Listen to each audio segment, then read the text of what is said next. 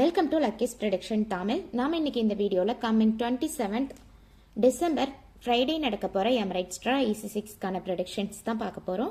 நம்மளோட previous draw result 13, 14, 19, 26, 34 and 37.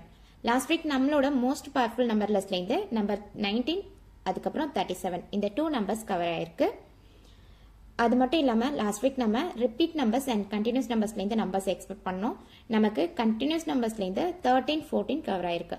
இந்த வீக்கான ப்ரெடிக்ஷன்ஸ் பார்த்தோம் அப்படின்னா நார்மலாக எமரைட்ஸ் ட்ரா EC6 எடுத்துக்கிட்டா அவங்க ரீசெண்டாக நடந்த ட்ராஸில் மேக்ஸிமம் ட்ராஸ் நமக்கு இந்த 2 கான்செப்ட்லேருந்து நம்பர்ஸ் வந்துட்டு புல் பண்ணியிருப்பாங்க.